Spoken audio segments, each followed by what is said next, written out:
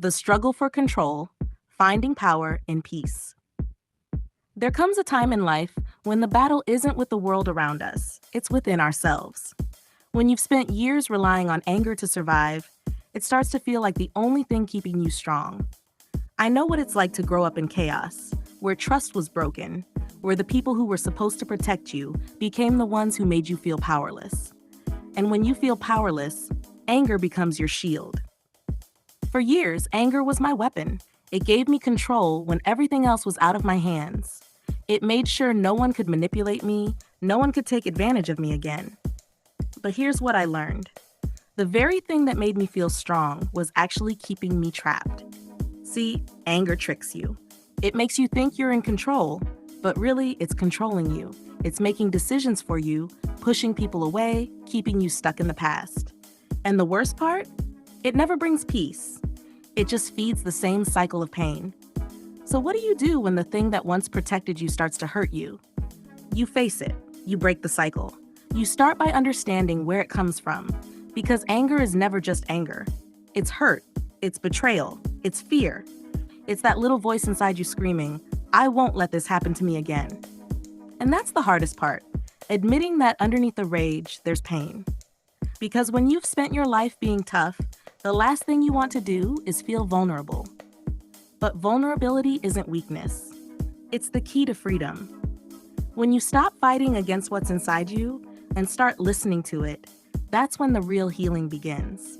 Healing doesn't mean becoming weak. It doesn't mean letting people walk all over you.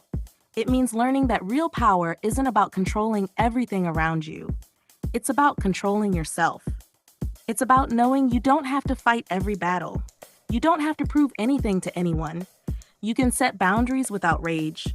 You can walk away without feeling defeated. You can own your story without letting it own you.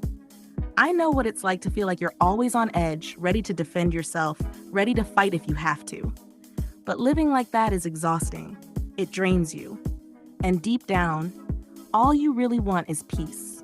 But peace isn't something you find outside of yourself. It's something you build within. That means letting go of the idea that anger makes you strong. It means choosing to respond instead of react. It means recognizing that walking away from chaos doesn't make you weak. It makes you wise. You don't have to be the loudest person in the room. You don't have to prove you're the toughest. True power is quiet.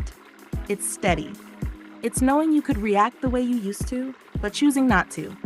And I won't lie to you, it's not easy. Some days it feels impossible. Some days, the urge to lash out, to control, to fight is overwhelming. But every time you choose a different path, every time you take a breath instead of giving in to the anger, you are rewriting your story. You are not your past. You are not the pain that was forced upon you. You are not the chaos you grew up in. You are more.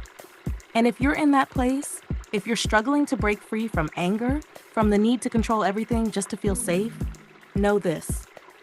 You are not alone. And you are stronger than the storm that made you.